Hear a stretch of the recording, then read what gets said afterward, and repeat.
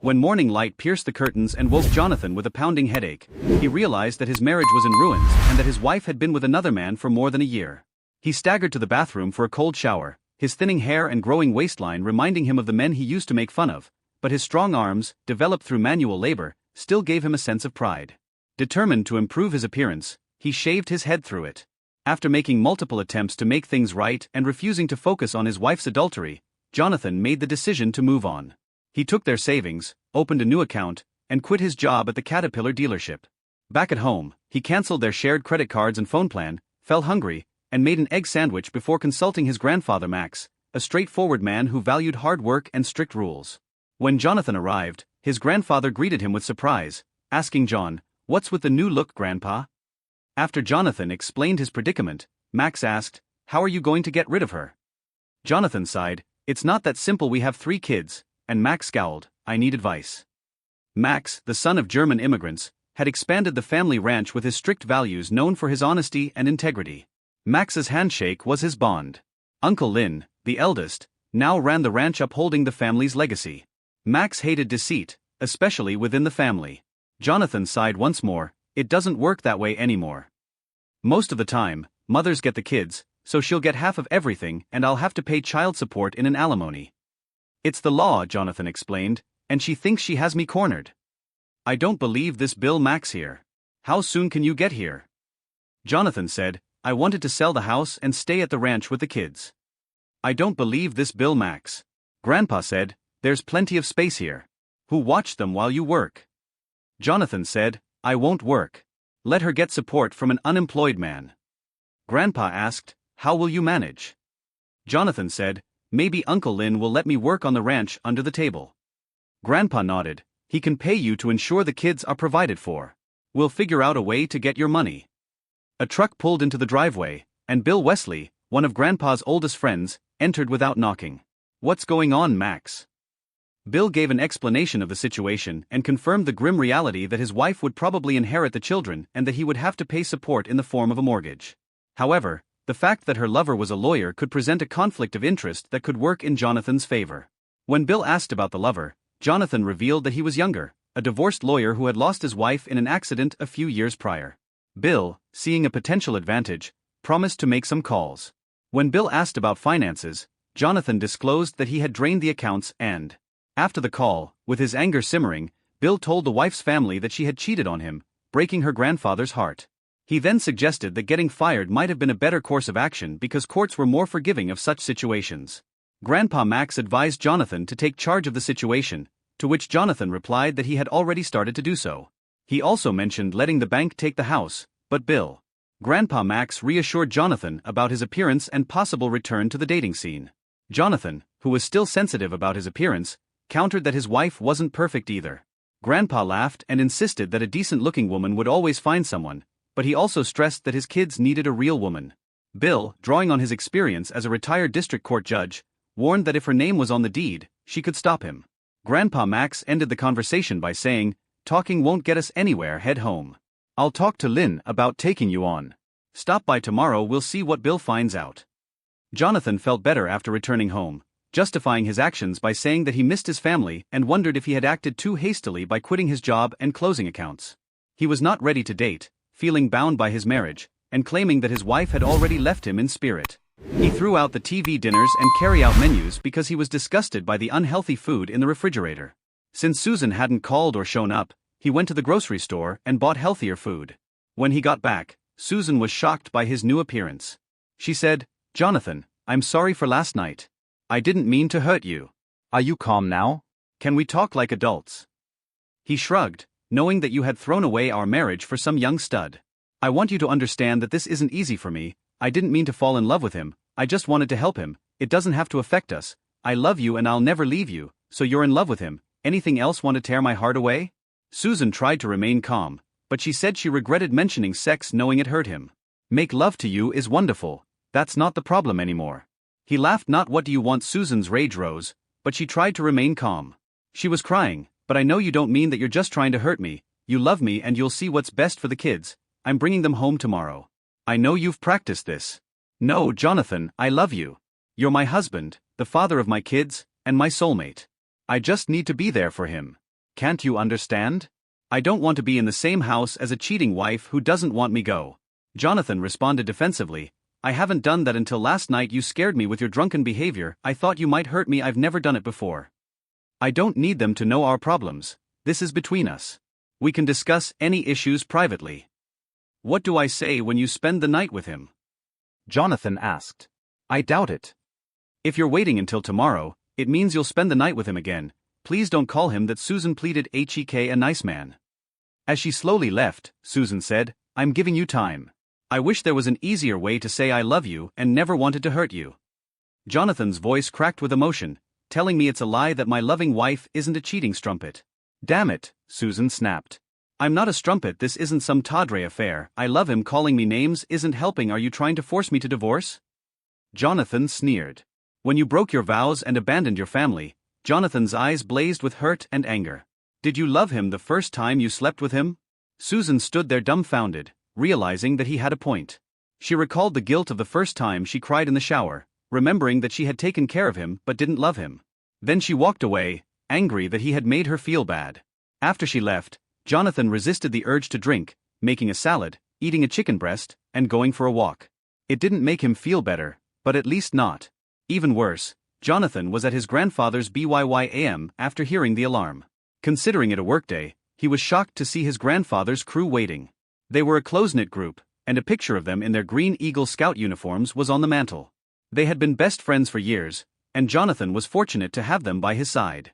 In the dining room, a large farm breakfast was prepared with 7 place settings. Uncle Lynn was present as well. Bill's wife provided coffee, and Daryl's wife brought coffee.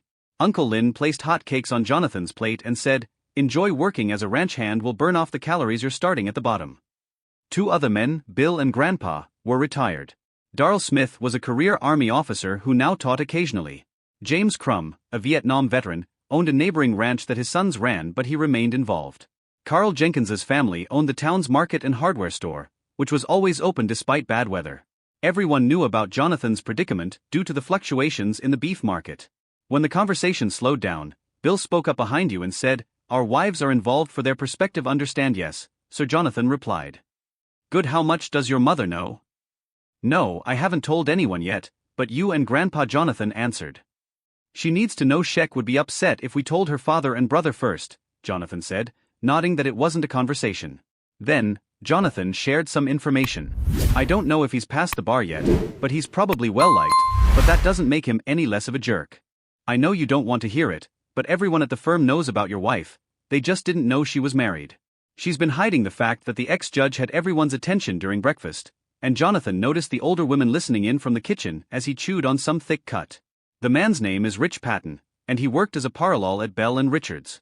After a year of cheating, Jonathan's grandmother Judith yelled at the judge for calling her a strumpet, claiming they hadn't heard her side. The judge insisted they had agreed to stay out of it unless asked, pointing out that she had screwed up. Bill asked a crucial question, is there any chance of reconciliation? Noting that she was the mother of Jonathan's 3 young children, ages 5, 8 and 10. Jonathan responded with the children's ages 5, 8 and 10. The colonel asked if it would be too late if she gave up her lover. Jonathan replied that if she stopped showing remorse and he thought it wouldn't happen again, maybe they could reconcile, but he acknowledged it was unlikely. Judith countered that she had been with another man for a year and now expected Jonathan to accept it. Jonathan interrupted, explaining that she had returned to her lover the night before and offered no genuine apology and had no intention of stopping the affair, still threatening him.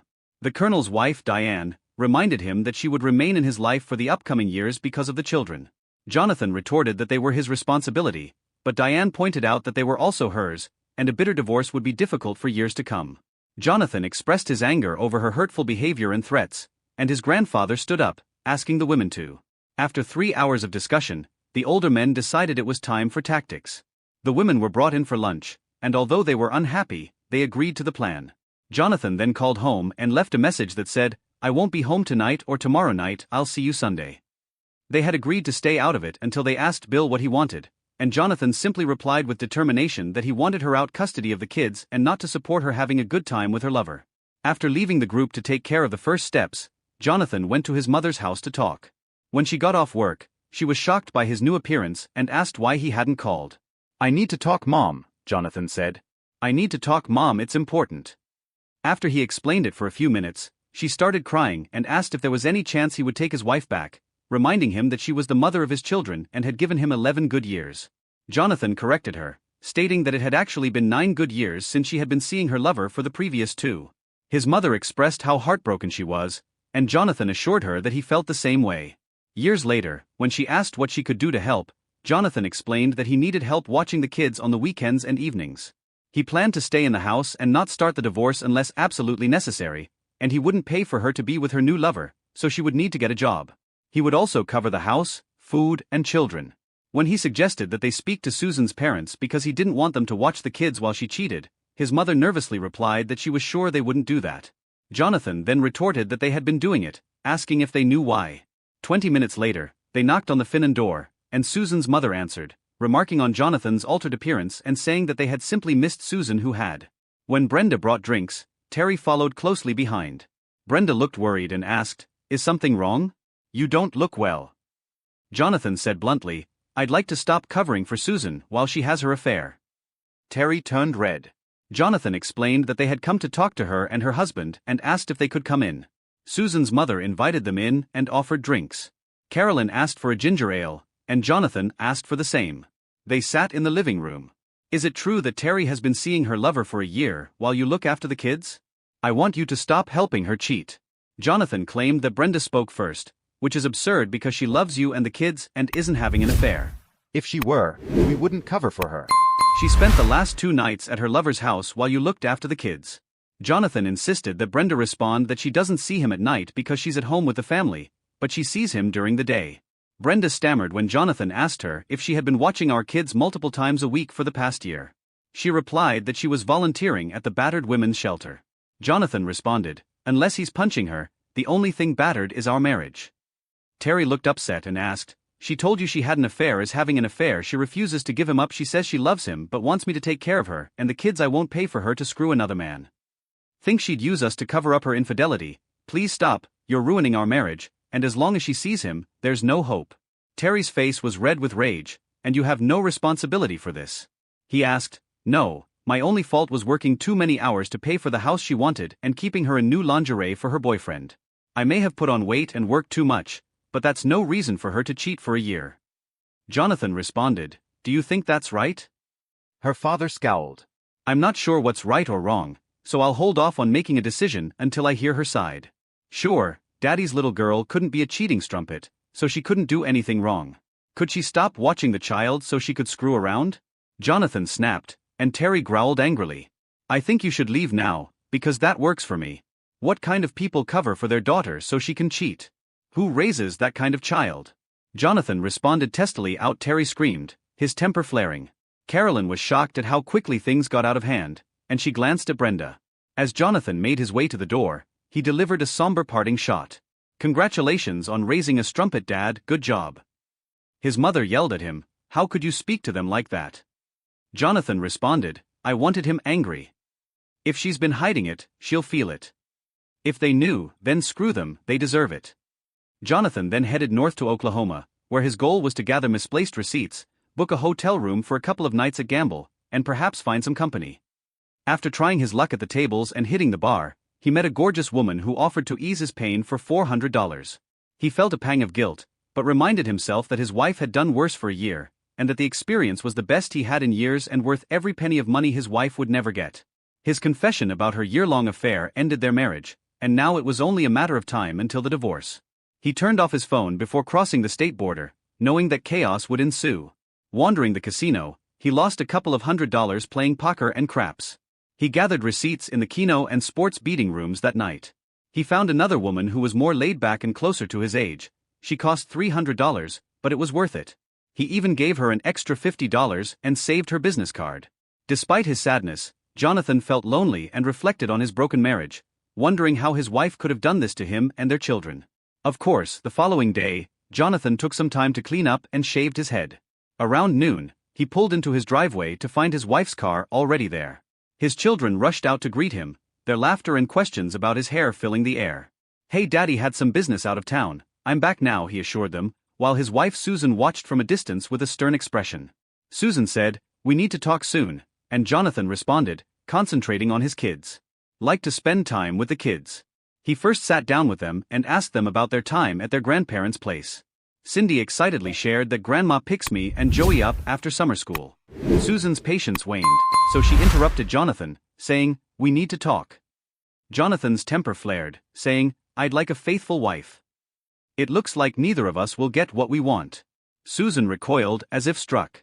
"Do you want to argue in front of the kids?" Jonathan said icily. Susan ran to the bedroom, unable to contain her tears, and asked Joey, "Why is Mom crying?" As she looked up at his father with wide eyes. Jonathan's voice was hard. "Did she break something?" Nancy asked, sensing the tension, and he replied, "She broke her wedding vows, my heart, and our marriage."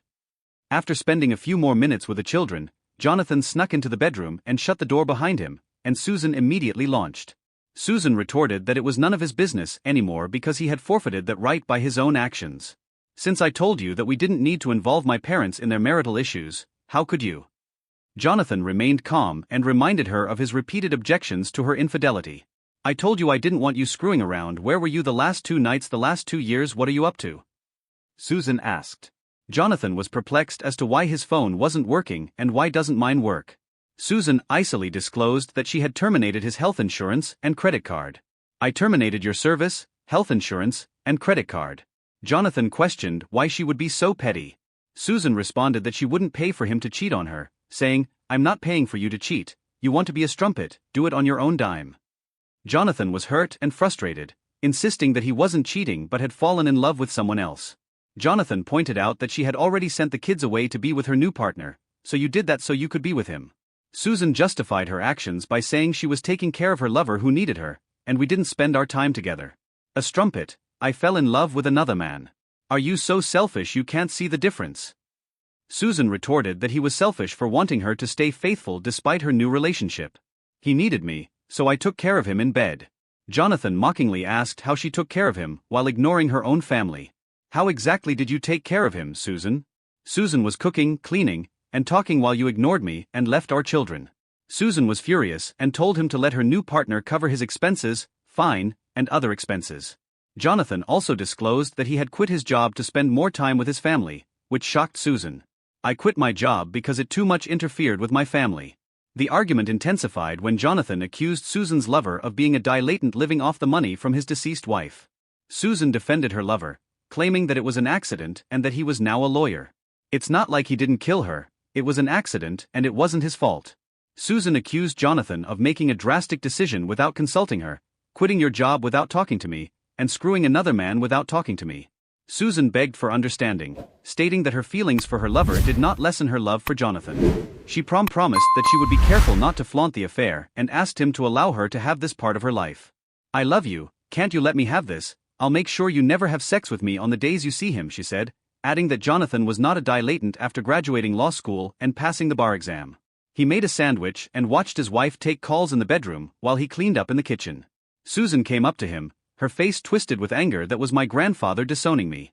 Jonathan, shaking his head in disbelief, told her to tell him when she had stopped seeing her lover. "Tell me when you've stopped seeing him. If I'm still around, we'll see if there's anything left of our marriage." He left the room, leaving the future of their marriage uncertain. "Want to start a yelling contest you can't win," she said angrily. Jonathan stayed composed and said, "Stop seeing him. I'm going out. I'll be back for dinner. It would be nice if you cook for once, you just got here. We still have to talk." After dinner, Jonathan turned and left the house. Armed with the information he had gathered, he confronted the man at the door and said, "Stop screwing my wife. You killed your wife, and now you're destroying my marriage." The man appeared afraid and stammered, "I don't know what you're talking about." Jonathan insisted, "Stop seeing Susan Fremont. If anything happens to her, I'll make your life miserable. I don't want a butcher near my kid's mother." "I'm not a butcher. It was an accident." The man objected, "You killed her. You're living off that money seducing my wife. Stop it or I will. You can't threaten me." Jonathan replied, "Stop seeing her. There are plenty of single women you can buy with your blood money." When he got home, Susan was furious and confronted him, but he ignored her and focused on playing with the kids. "I'd like to talk," Susan demanded. "Then talk in private," Jonathan replied. As he went to the bedroom, she followed him and closed the door behind her. "You threatened him and called him a butcher," which one Jonathan asked sarcastically. "Who do you think you're doing?" Susan demanded that he stop seeing my wife, which isn't unreasonable, Jonathan said. She reiterated that even if you are a strumpet, I don't want him to do the same to you. Jonathan said icily that he didn't kill his wife, it was an accident. Susan insisted that he was driving when she died. Jonathan responded, "How could you? How could you? I loved her. His depression almost killed him," she said. "So if I can make him depressed again, he might die." Jonathan asked in a sarcastic voice, and she stared at him in shock. "You don't mean that I dance on his grave if it meant that you becoming a faithful wife?" "He needs me," Jonathan said harshly once more. "If you ever loved me, you'll understand. If he's strong enough, I'll give him up." Susan begged, "Do whatever you have to, but as long as you're with him, you're just my wife in name. You'll live here and take care of the kids, but our love is on life support."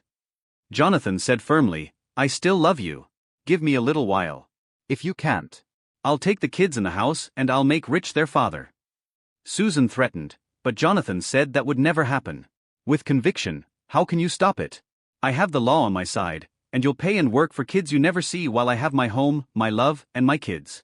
Susan was taunted, "But don't test me." Jonathan warned her that she could tell he was serious and that she wouldn't do anything foolish.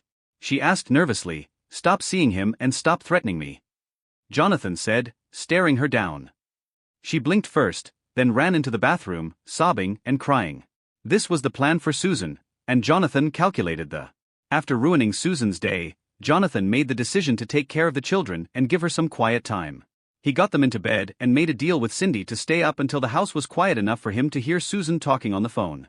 He didn't care that it might have been her lover or a friend, but he opened a bottle of wine and chose 2 crystal goblets. He knocked on the bedroom door and waited until she opened it, looking sad. "You don't have to knock, it's your." "I didn't want to interrupt your call," she said softly, and he placed the tray on the bedside table. "I didn't want to interrupt your call," she said, "because it was just my sister Jenny and everyone was talking, and you've started a mess." Susan sighed, and he handed her a glass. "It's been a rough week, hasn't it?" she said, nodding, admitting the difficulty and expressing her frustration. "I never wanted this, Jonathan. Why do you have to make things so difficult?" She said, "Come sit by me, let's talk calmly," she said. Jonathan gently rubbed her knee as she sat cross-legged on the bed, facing him, and said, "Talk, no yelling, no accusations. What went wrong, Susan? How did I fail you that you needed someone else?" She softened and said, "It's complicated, honey. I love you, I never stopped loving you. Please tell me that of course I do." He said, "It was hard to lie. Would we be here if I didn't?" Susan continued to describe how she met the man at a party feeling significant for the first time in a long time. "I know you worked hard for us, but I felt unloved. I was just a nanny and housekeeper," Susan admitted. Jonathan remembered the older woman's advice to not argue and let her come to her own conclusions. "I'm sorry, baby. 10-hour days, 6 days a week, were exhausting. I appreciated everything you did, even if I didn't say it." Jonathan let her vent, saying, "I was under a lot of stress and didn't want you to feel it. We were letting people go and my workload increased." She shook her head, eyes glistening. "It wasn't your fault. I could have talked to you, but you seemed distant. You were drinking more, always on the couch with a beer, but not for me." Susan explained how she felt useful helping the other man initially with no romantic feelings. Jonathan listened, trying to stay calm. "Despite his internal conflict, it happened so quickly that I wasn't prepared at first. It was just phone calls, lunch meetings or coffee conversations, and we talked like you and I didn't anymore. He was easy to talk to, and he wanted dinner, but I couldn't because I was married. It felt strange at first in his kitchen, but it was also exciting. I still didn't feel romantically involved, and Jonathan was just a friend. He didn't want a blow-by-blow story, he simply wanted to know why she had to cheat on another man for a year. After that, it was easier to go to his house because it was private and we could talk freely. I didn't want anyone to think that we were just friends, so she insisted on going on. Jonathan said she felt relieved to talk it out, so I helped him around the house. He was very disorganized, so I cleaned and rearranged things, and he'd let everything go after his wife's accident. We talked about our needs and wants and fantasies, and it wasn't about sex, it was about communication and sharing, and realizing that he was luring you." Jonathan bit his lip and poured the remaining wine into her glass because he needed me. "I should have stopped it, but it felt like a kiss between friends." Suddenly, I was in his bedroom, and her hand shook as she sipped her wine, tears welling up in her eyes. I felt terrible. I went home and showered, but I was unable to clean myself. I cheated and I hated myself. I thought you would see it in my eyes, but you just grabbed a beer and... I tried to stop it, I swear I did, and I told him to stop and avoid him. Then I heard he was in the hospital from an overdose, and I knew it was because of me, so I went to help him and we made a promise it wouldn't happen again. I'm so sorry, Jonathan. Jonathan was mad at his naive wife and that slimy carnivore who overdosed my backside. He took a few pills, called the hospital, and had her back. Joe took her empty glass and set it on the bedside table while she was crying, and he held her. If she had only spoken, he might have forgiven one mistake, but a year of infidelity would have cost them both. He led her to the bed and she whimpered when he let go, but he simply turned off the lights and pulled her close, caressing her body as she became more physically involved. She took off her shirt and lay naked, reaching for him. He braced himself, disgusted by her, but still attracted to her. The strumpet Jonathan held Susan close, but tension remained between them as she begged for his affection, saying that it had been too long since they were intimate. Jonathan refused to accept being second to another man in her life, and Susan tried to reassure him of his importance by saying, "You were never second, I love you, you're my everything." Within minutes, she was pressing back desperately, kissing her neck where it excited her the most. When Jonathan talked about Susan's time with the other man, his anguish was clear. He felt that this other man received all of her attention and admiration, which made him feel inadequate. Susan tried to minimize the situation by saying that it hadn't been a problem for more than a year and that Jonathan didn't need to know about it. She also emphasized her commitment to him while they were together, but her words deeply hurt Jonathan, and he withdrew from Susan because he couldn't understand why he couldn't just love her as before in their relationship. As she reached out to touch him for the first time, Jonathan shuddered. "Please, Jonathan," she said softly, "I know you want me, I'm here for you, I'll always be here for you." Jonathan's response was firm and cold. "Never again so long as you're seeing him feeling rejected." Susan turned away and sobbed herself to sleep the following morning, feeling more guilty about her previous actions due to her desperate attempt to reconnect with Jonathan. When he was in charge, he had confronted both his wife and her lover, insisting that he had quit his job and was now working on the family ranch. He worried that Susan might have run off to see her boyfriend that day, but she was still in bed when he went downstairs for breakfast. Uncle Lynn showed him around and placed him under the supervision of old Miguel, a longtime family worker. Uncle Lynn called him to the house for lunch, where he saw his grandfather and friends waiting, and he gave them an update on the weekend. His conversations with his mother and Susan's family, his visit to the casino, and his actions with Susan and her lover were all skipped over. His grandfather said, "You should know that the Grey Brigade is making this their personal project." Jonathan, a member of the retirees, asked the retirees if Susan continued to do this, and if she did, she would hear about it. Johnson lives close to her lover, so she would keep an eye on the house, and her daughter would work at the store and watch the judge laugh. Her parents are also hearing about it, which is sad. His grandfather said the judge had documents about the man's wife Heather. "I have pictures of her buried in the Methodist cemetery. It was ugly, it was thrown clear, but she was trapped and severely burned. The lawsuit was because the car had a history of catching fire." Jonathan nodded, grateful for the information. "John, you need to talk to the bank. Move your contact information to my house. We don't want them calling your strumpet wife when you fall behind on payments." By the end of the day, Jonathan was sore but happy working outside and with old friends. He cleaned up and went to work on his second job, his wife. That night, Rich Patton received a call from a block number saying, "Hello, it burns Richie, how could you let me burn like that, it hurt so bad." A female voice whispered, and he remembered seeing his car in flames with his wife inside. He dropped the phone, the words bringing back his pain. Susan said, "Take your kids with you, they're your responsibility, everything takes longer with 3 kids to care for. What else do you have to do? You don't have a job or do much around the house, are you running off to that prick you're screwing?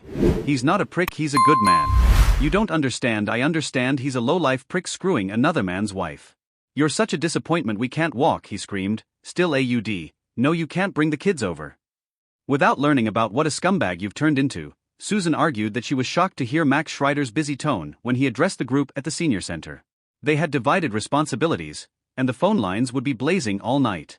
The first pass had informed the Grey Brigade, and the second pass would begin applying pressure to the next generation. The town would quickly realize that cheating wasn't acceptable.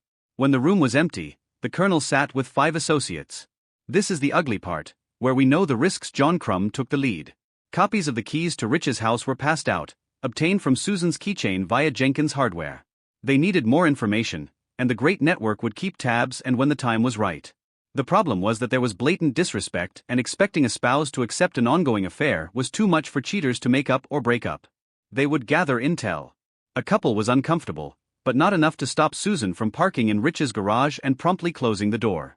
She felt ashamed of her disguise, which was absurd, and she eagerly accepted Rich's embrace. They didn't discuss anything other than how much they missed each other as they retired to his bedroom.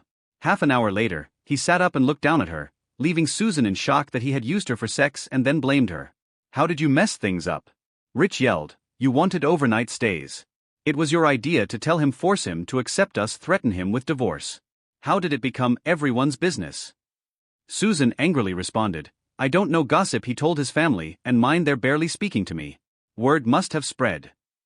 Rich was furious. "You were supposed to keep it private. How did they know where I live?" "I spoke to him as we discussed it, and Susan said, I'm not a mind reader." Since she believed what he said, she began getting dressed. Rich asked, "Where are you going?" "We're not through, it's been a week." "Don't talk about Jonathan like that. He did nothing wrong. He's a good man. We're the ones changing the rules." Susan said firmly, "Good man, you're starting rumors disrespecting you." What's the good in that? Susan buttoned her blouse and styled her hair with her fingers in preparation for cleaning up at home. "My mother-in-law accepted her excuse about job applications. I have to go, I'm going to be late," Rich said. She held his face and kissed him softly. "What about us?" Rich asked. "What about the kids? Farm them off on your parents again." Susan sighed. "They won't watch them again, they've made that clear." She tried to pull away, but he clung to her. "Come over after they sleep. I need you beside me." "Don't you want that?" Rich begged. She nodded, but she secretly detested being away from her kids at night. Felt like a teenager sneaking around and didn't sleep well at Rich's place. "Let me think about it, okay?" "I need to settle things at home first." Rich asked crudely, "How about a quickie before you go?" His callous words hurt because she was all she was to him. "I have to go, Rich. I can't afford to alienate my last babysitter," he said, pushing her to her knees. "You promised you never deny me, Susan," she said, holding back tears as she mechanically gave him oral sex. Max took a call from M to spend hours sneaking around. Like a thief, he called his daughter and asked, "What were you thinking, Carolyn?" Carolyn defended herself, saying that she was looking for a job. Max was furious, and you believed her after everything that Carolyn had done. When Susan arrived 20 minutes late, she helped get the kids in the car and then grabbed Susan's arm. "Never again, you lying strumpet, using me to cover for you," Carolyn snapped. "Save the lies, you reek of sex. Clean up before picking up my grandkids," Susan responded. After a long day, Jonathan sat with his grandfather and said, "I don't want to know, Grandpa." Grandpa Max said that she had your mother watching the kids and that she was receiving job applications. Jonathan became enraged and said, "Don't blame your mother, she has a right to see her grandchildren." "I don't blame her, it's the lying strumpet under my roof." Jonathan said, "Mom, what's a Jezebel, Cindy?" When Rich entered his old employer's office, he didn't notice the stairs and said, "I'm in the lobby for our lunch." After waiting for a few minutes, he called JN, saying, "I don't think I'll make it today, something come up? It's just not a good idea right now, things are hectic." JN said. Rich called Eric. "We've had this lunch date for 2 years. What's going on with your girlfriend? You said you were serious getting engaged, but you never said." Even though he was more mechanized now, Uncle Lynn still followed Grandpa Max's methods. Late summer was difficult on the ranch. From dawn to dusk, he checked fences, worked on irrigation, moved herds, and was almost ready for the second hay cutting. Rich felt eyes on him as he left the building. He heard that she was married and that he couldn't have his cake and eat it too because she had 3 children. They won't be having lunch anytime soon. Jonathan enjoyed haying, which mostly involved driving ranch hands, who had to be jack of all trades. His mechanical skills were highly valued, and he could fix any ranch vehicle despite being rusty with herding. His willingness to do any job earned him admiration from his fellow hands. He had forgotten how sore riding a horse for hours on end, especially moving herds and pasture checks, could get. He also had to dig trenches and replace fence posts. Rich discovered a disturbing photo slipped under his door that showed a charred body with an accusatory message about his late wife. The image triggered intense emotions, leaving him sobbing and insisting on innocence. Susan returned home distraught after an uncomfortable grocery trip, and her neighbor Margie confronted her about her. He was tired, sore, and hungry, but he was only satisfied when he faced his wife's anger and disrespect. He reminded himself of his plans and purpose every evening, knowing it wouldn't last forever. Jonathan consoled a sobbing Susan who had expressed her frustration with people's treatment of her. She said, "Everyone is horrible to me, they think I'm a strumpet." Jonathan added, "You are a strumpet," but then softened his tone. "Things will get better, do what's right and ignore them," Susan begged. Affair made crude remarks and insinuations. Susan tried to deflect the comments, but finally snapped, defending her lover before withdrawing inside the house. Susan tried to reassure him that she hadn't been with her lover recently and that she had been checked for diseases, but Jonathan remained skeptical of her lies. He said, "It's not fair to risk our children's parents. He's screwing other women who know what diseases they have." Despite Susan's repeated pleas for intimacy, Jonathan remained hesitant and expressed concerns about her relationship with her lover and potential health risks. As the magazine began to arrive, a picture of Heather Patton's defaced gravestone appeared on Rich's door with cheating strumpet. He spent hours cleaning it clean, and the police threatened him with vandalism. One officer recognized him and said, "Oh, you're the wife stealer, yeah, we know you." Jonathan remained firm in his decision, hugging her but refusing to go further. "I wish I could, baby, not until I know you're clean and done seeing him," he said, ending the conversation. It was exciting to right a wrong and punish the guilty. Ranches don't take weekends off. Jonathan worked and brought his family along. He lifted his eldest onto the old quarter horse. Susan asked, "Is that safe? Has it been done for 4 generations? Buttercup's gentle and will take care of her." Cindy, glowing with pride, petted the horse's head. "Yes, I got your messages again, but I can't make a payment. I've lost my job," Rich said into the phone. Max smiled, and everything was going as planned. Jonathan took the bridle and walked with Cindy, teaching her how to sit and balance. He thought it was funny that the girls picked up riding so quickly, so after a few turns, he handed her the reins, and her smile warmed his heart. When it was her turn, he said to Susan, "Are you crazy? Come on, try it with some goading." He got her in the saddle, explaining things to her, and before Susan calmed down, Jonathan mounted his horse and trotted beside them. "It wasn't so bad, is it you?" He saw Cindy's excitement and realized that he should have started her riding sooner. Ranching was in their blood, so Rich sat in bed listening to the crying and sobbing, thinking it had stopped. He pulled the pillow over his head to block it out. "I'm sorry," he wept outside JNSI. Tepid coffee. 1 more hour on his shift. He adjusted the earphones and listened to the prick whining. He pressed the remote to begin recording 3. The sound of a fire was an accident, and he heard Rich scream. He gave Rich 5 minutes, and since he knew it was Diane on the recording, he got goosebumps. Jonathan put his arm around his wife's waist and said, "Yes, baby," to which Susan replied, "I need money or I'm almost out of gas. Get it from Loverboy. I have an interview at Jenkins Hardware." Jonathan's tone was cold, and Susan looked surprised. "I didn't know you were looking for a job. This year, I'm going to kindergarten, and I can work while the kids are in school." Jonathan clarified that you're not using the money to see a lover boy. Are you? Jonathan asked suspiciously. "No, Jonathan. It's for gas so I can go to the interview and take care of our children." "What if there was an emergency?" Susan responded in a pleading tone, and Jonathan gave her 220s, saying, "I trust you, please don't make a fool of me." Jonathan looked at his paycheck and saw that it was almost a third of what he made at his previous job.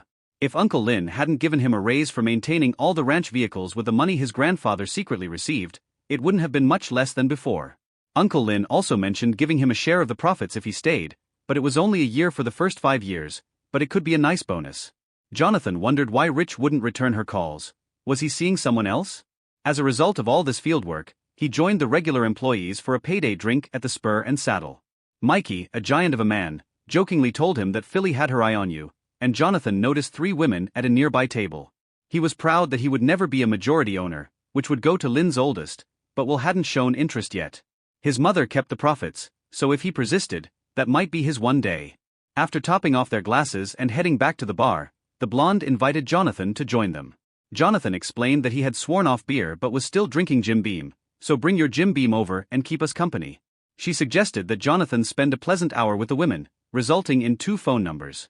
With a redhead who was clearly interested, he ordered a picture of Shiner beer from the bartender and approached their table.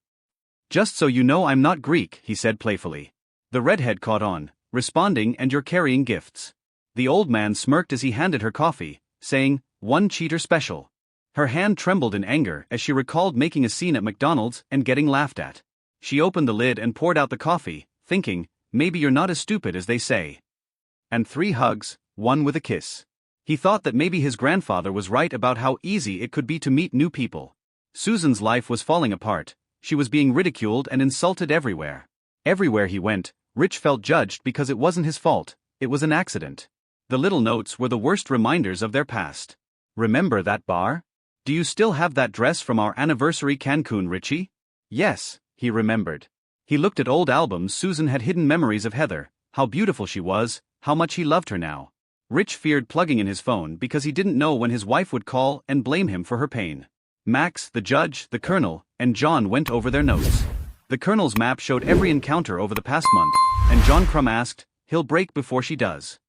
Sheck said, persistently, with a hint of admiration, "Maybe we should dial it back, give them time to realize how bad it is." "Hell no," Max snapped, "she wants to be stubborn, we'll crank it up." The judge shook his head that Judith isn't going to be out in public. The others laughed, 52 years and you're still kitty whipped Jay, and teased, "At least I'm still getting some." "How's Rosie doing?" Leighton crank it up on the prick. Susan was shocked to see that an elderly woman had spit on her outside the coffee shop where she used to meet Rich. She hadn't heard from him in nearly 2 weeks, so she went to his house, but the door was chained. Rich. She'd called out, "Rich honey," but I didn't respond, and the place smelled sour. Went to their coffee shop and recalled their conversations when a woman hissed and spat on her. Susan wiped her face with a napkin and cried as she thought about how her life had fallen apart so quickly. She had a loving family, a good man, young love, great sex, and now she had only memories in everyone's hate. What had she done wrong? She couldn't help it, it was love, undeniable, and it wasn't her fault. A college-aged girl sat across from her, smiling, saying, "You shouldn't be crying. How about I buy you a drink?" She said that. He shrugged, "Never heard that stopped you before. Come on, we'll get a drink or two, have a little fun, you're sure pretty fun?" That's all she was. "Now, please leave me alone." He leaned over and said, "Change your mind. We'll be at the Spur and Saddle. Ever been with 3 guys? We'll keep you going all night, leave me alone." She screamed, "Geez lady, don't have a cow, just figured a party girl might like to party." Jonathan didn't fight the tears as she lowered her face into her hands. Give his son the rope and teach him how to hold it, keep the ropes parallel, and coil it correctly. On his 3rd attempt, Joey swung the rope forward and landed the loop over the pole. Both Jonathan and Susan applauded, as did Cindy. Little Nancy was occupied playing with Grandpa's 12-year-old blue heeler, so Grandpa gave Joey a sloppy but effective shoulder squeeze. Jonathan recalled the sensation of that touch and put his arm around Susan as she leaned against him. "He's good with kids," she said softly, "and I never would have expected that. He always was. Some of my best days were here with him." "It was nice working with the kids and being outdoors together," Susan said, putting her arm around his waist. "I don't know Susan, honestly," and Rich stood in the reception area begging the secretary to please let me see her for just 5 minutes. "I'm sorry, Mr. Patton. Dr. Schaefer is booked." "Oh, she's on vacation next week. How about next week?" "The week after. I tried. I'm not sure what I'm going to do because she's busy today. I'll talk to her and we'll call you if she can fit you in tomorrow." Rich nodded slowly and left. Ellen said, "You filthy wife stealer," and she picked up the phone to call Susan. She hung up, frustrated, and all she got was a busy signal. What she didn't realize was that Jonathan had blocked her numbers on their home phone and John Crumb had blocked her numbers on his phone. In spite of his aching body, Jonathan felt a sense of pride in his work after completing the task of guiding a stubborn injured cow back to the gate with the help of his cattle dog Vincent. Eventually, he was able to treat the animal's wound. Miguel, an older worker, discovered Jonathan and voiced concern about him working alone in such a dangerous situation. Jonathan assured Miguel that he could handle it, saying, "Yes sir, I'll have her through the gate within the hour." The scene changed from Jonathan's fulfilling work on the ranch to a tense domestic situation, highlighting the ongoing conflict. He was happy to praise Vincent, recalling how his son Joey had named the dog after Vincent van Gogh's Starry Night painting. Later, when Jonathan got home, he found Susan wearing a sheer nagel. She nervously offered him a drink. "Where are the kids?" Jonathan asked, "Where are the kids?" Susan replied, "Your mother." Until morning, raising an eyebrow. He smelled the steak from the broiler, and his hunger grew stronger. Susan led him to his chair, and he struggled to take off his boots, landing them on her butt. Jonathan laughed when he saw her in her playful clothes, legs spread wide, with tiny red underwear on display. She called him to the dinner table, and he picked up a paper above his plate that contained a large T-bone and a loaded baked potato, as well as a small fillet with asparagus. She said softly, "I'm clean, and I haven't seen you since." He hugged her and said, "I'm sorry, I know this is hard for you. I don't know how it happened, please forgive me."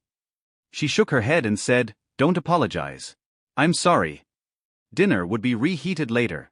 It had been 2 months since they had sex, but Jonathan got carried away, and as he looked down at the woman who had betrayed him, she looked up at him with regret. "Forgive me," Jonathan said, adding that Susan had left the barn looking for her kids. Her feet hurt from standing all day, but she was back with her family. Men were gathered in a circle inside the fence, so she hurried forward, thinking there was a fight. Lynn's wife, Grace, grabbed her arm and left him alone. Susan asked, "What's going on?" As she saw her son next to Jason Crumb. Joey had a black eye and a swollen lip, but he was smiling.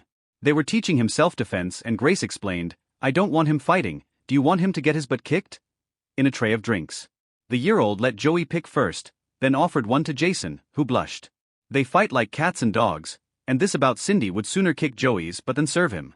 Grace pulled Susan to the railing, and he fought for her and got beat up for it. He doesn't fight, and we don't allow that good thing he did. Some boys thought Cindy was easy to play with, so he fought them off and even got beat up for it. Jason stepped in to help, and they should have gone to the teachers. Grace looked disgusted. "Are you stupid?" She would have soiled goods by now. Being killed doesn't change anything. Be proud that he stood up for his family and let the men handle it. Cindy leaned against the railing and asked, "You all right, baby Susan?" Cindy answered, "Isn't he great, Mama?" While concentrating on the crowd. "He's a great guy," she said, "because of the way he beat up those idiots, and they won't ever mess with me again." Max approached, "A hell of a kid, and you raised Susan. Whatever else has said, they can't take that away. Be proud of your son, Susan." "I know I am, Susan." Wanted to give him a hug and shield him after witnessing her son kick out and throw a big punch to defend his sister from older boys.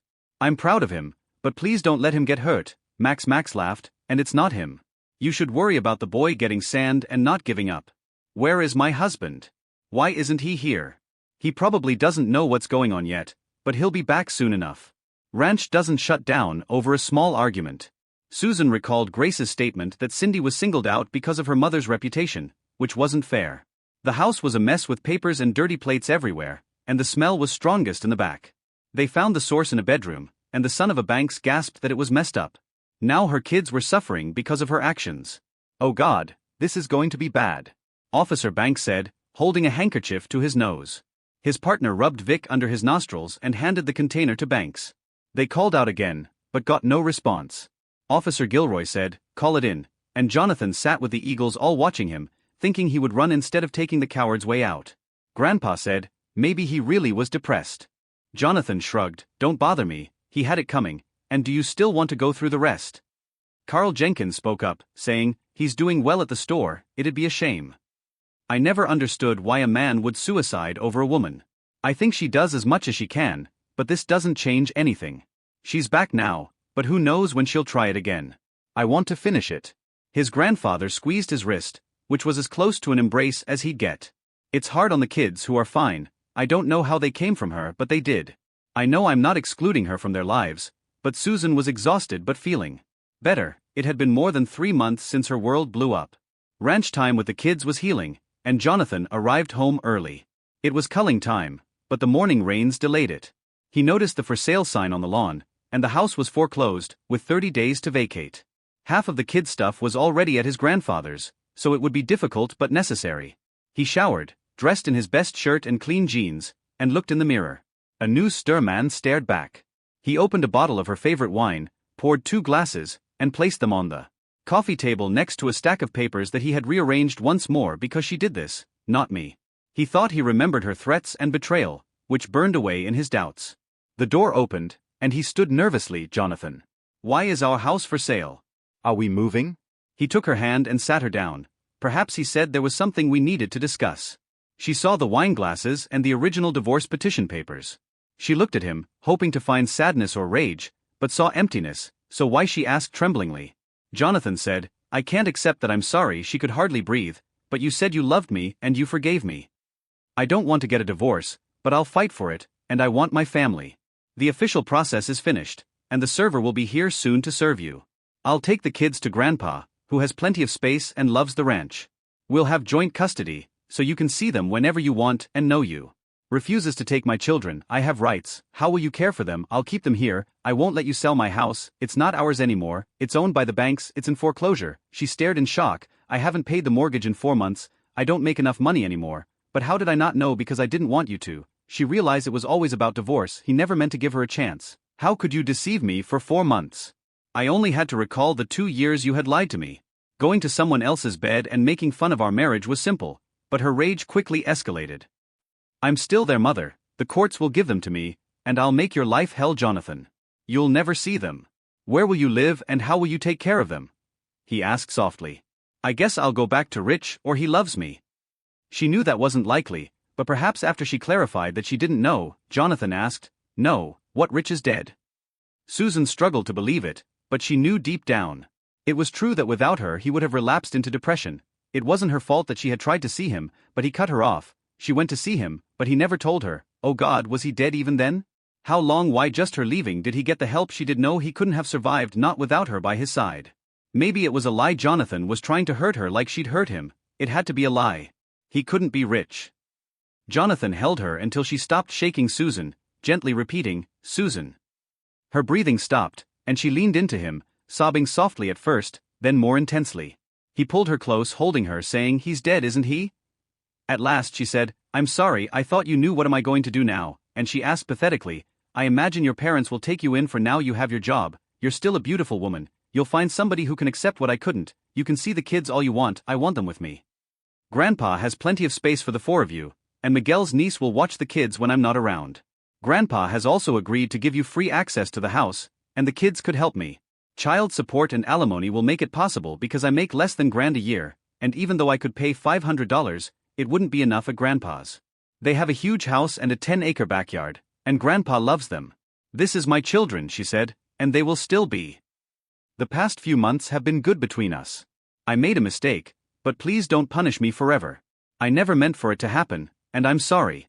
I could never trust you again because I would constantly be worried about when you'd go to sleep with someone else and return home smelling like sex from another man's seed filling you. I can't do it. I don't want to. I'm moving on, and it's time for you to do the same. I hope you don't because it would be difficult on the kids." "Of course I do, but that's not." Her parents stood by her side, angry at Jonathan for denying her the children during a lengthy, agonizing dinner. He made it clear that they could see the kids at any time and that Susan could have unlimited access to them. When she collected herself, she realized that if she had the space for them, they would work out shared custody. She shook when she heard his condemnation, "And now she's going to destroy me." It was at his grandfather's house, and it was evident that the kids were happy. Cindy kept them amused by riding her horse every day and showing it off to her grandparents. Joey proudly wore ranch clothes, boots, dusty, and a dirty hat. Nancy sat contentedly on her great-grandfather's lap, reading to him. Everyone knew that the once crotchety old man had found love, and they were happy and at home. Susan couldn't take that away from them, so she signed the divorce papers and continued living her sad life without receiving any alimony because she earned as much as. On paper, he offered joint custody with him as the primary caregiver and didn't ask for child support. They had very little to divide, save for a few pieces of furniture that Jonathan kept for her. He gave her a check for half of their $1,120 equity for their 11 years of marriage. A week after the divorce, Susan lost her job at Jenkins Hardware, and she was one of his new tires. She lay in her childhood bed, wondering what had happened to her life. She had everything, and now she had nothing. Jonathan looked down. Although she wasn't the most gifted, she was willing to help with Aiden's red hair cascading over him.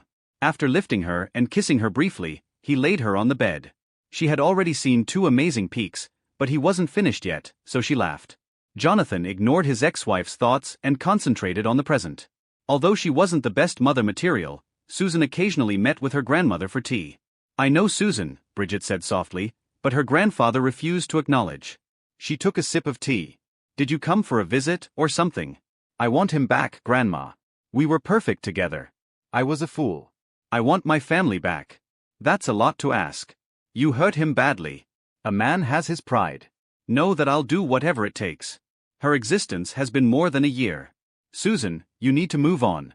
You're still young." Grandma laughed a baby. "I'd love to be again. It's going to be hard to get him to fall in love with you again, but it's not impossible. Grandma, just tell me what to do." Bridget looked at the photo of her and her friends, the original Fab Five cheerleaders, who had drawn attention back then and still knew a lot about men. She saw that her granddaughter Susan was broken, but still lovely if she wanted to be. "Let me make a few calls. We have a lot of work ahead of us, you understand."